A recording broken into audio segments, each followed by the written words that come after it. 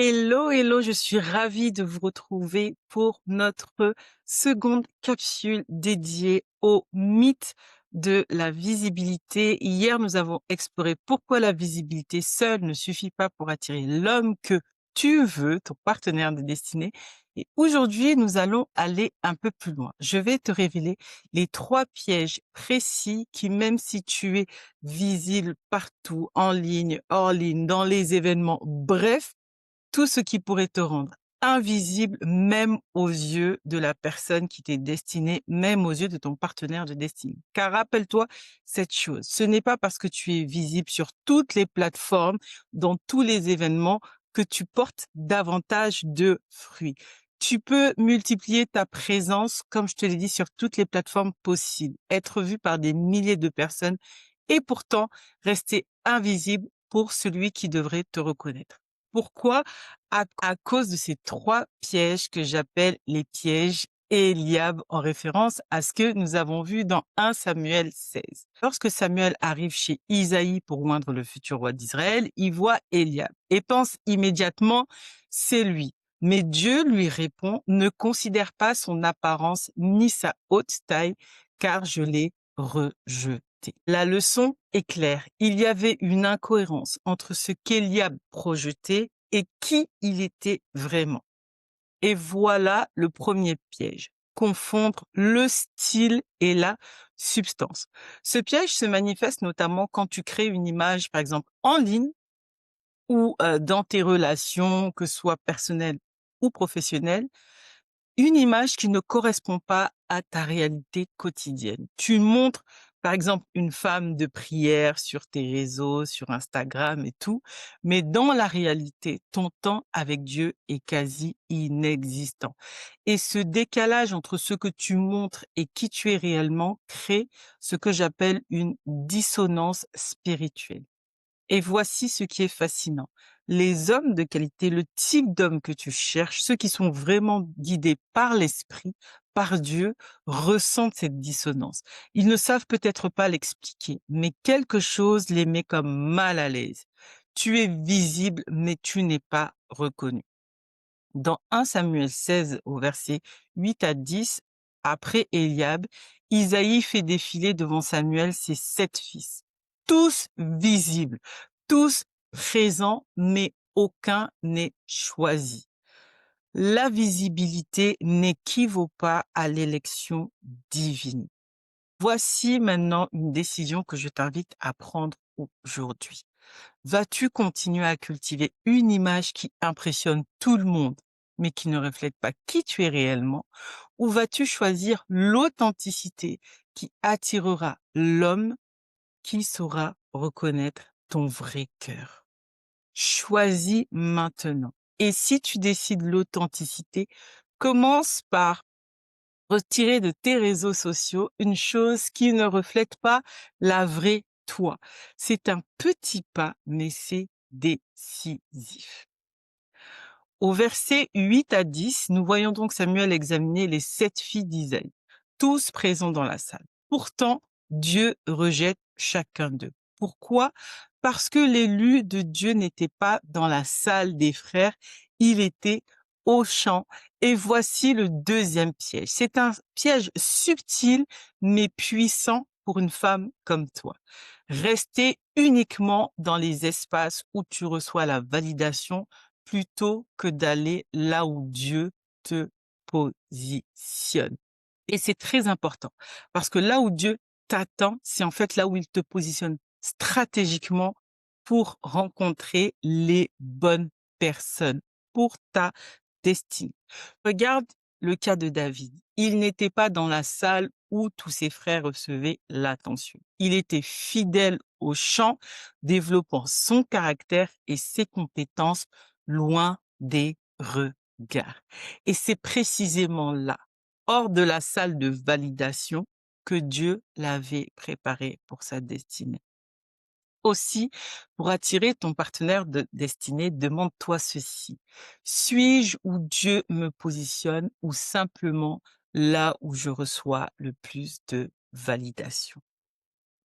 Voici maintenant le troisième piège, et c'est peut-être le plus insidieux pour une femme moderne, indépendante, accomplie, qui désire se marier.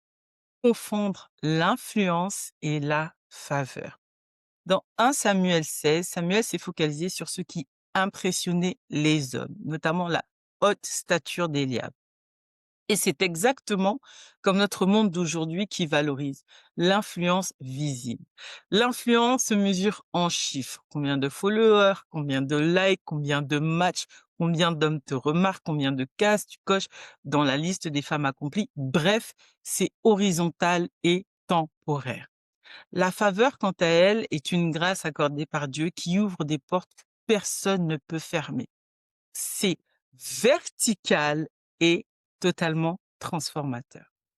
Regarde David, il n'avait aucune influence. Il était littéralement invisible aux yeux de tous, même de son père qu'il a oublié lors de la présentation de ses fils.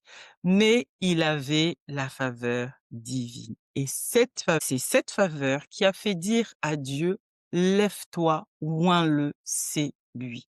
Et la vérité, c'est que je vois tellement de femmes comme toi, accomplies, indépendantes, fortes dans leur foi, qui s'épuisent à chercher plus d'influence, pensant que cela leur permettra d'attirer le type d'homme ou le mari qu'elles désirent rencontrer. La plupart d'entre elles se disent, si je suis plus visible, si je coche toutes les cases, si je montre que je peux être une femme à la fois moderne et traditionnelle, alors certainement l'homme de qualité que je cherche me remarquera. Mais voici le paradoxe puissant.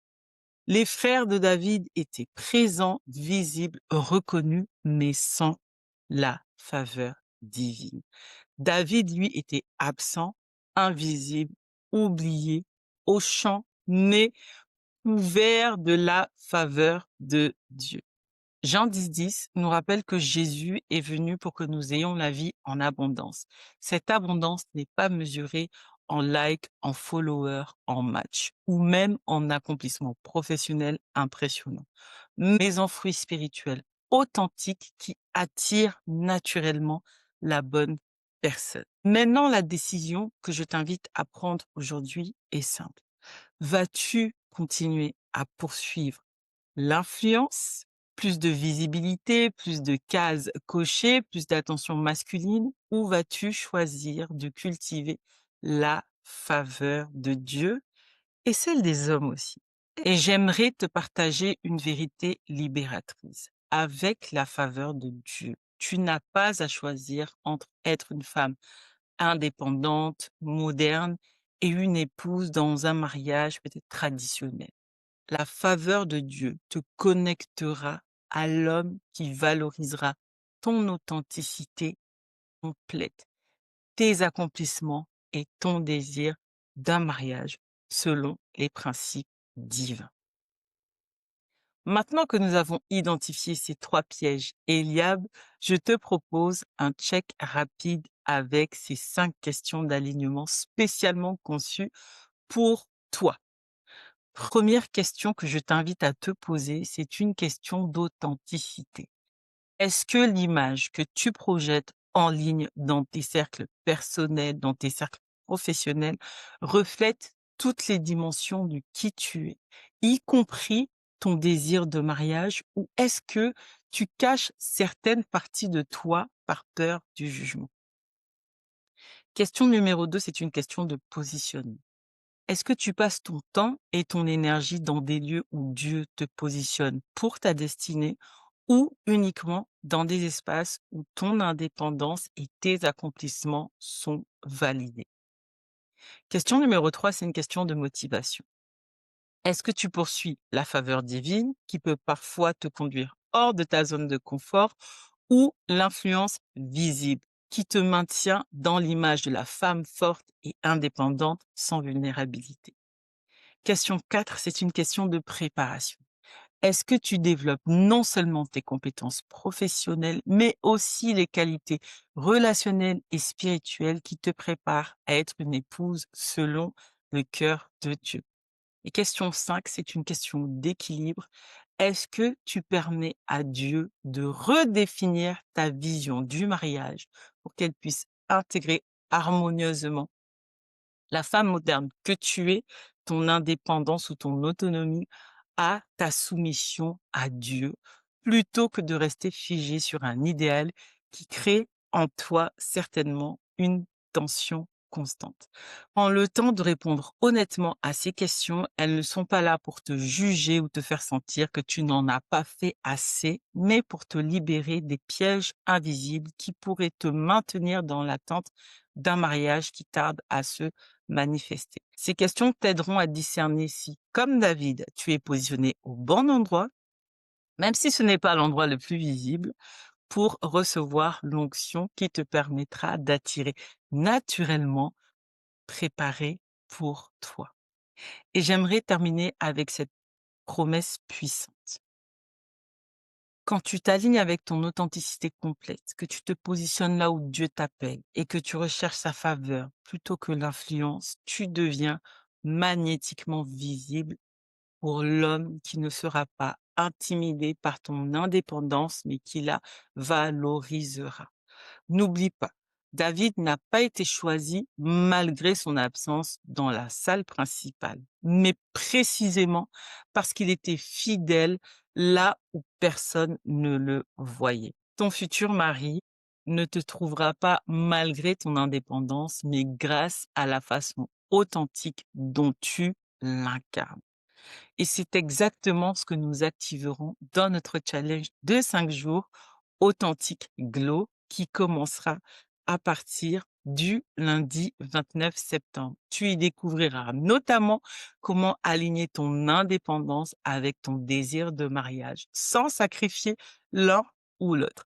Le lien d'inscription est dans la description en dessous de cette vidéo ou en commentaire épinglé. Pour l'heure, tu as reçu ta daily dose de sagesse du jour et je te dis à demain pour notre troisième capsule. On va parler du framework qui remplace la course à la visibilité et qui va te permettre de t'aligner avec l'homme que Dieu te prépare. Un homme qui cherche une femme authentique et pas une image parfaite. Que Dieu te bénisse. Je te dis à demain.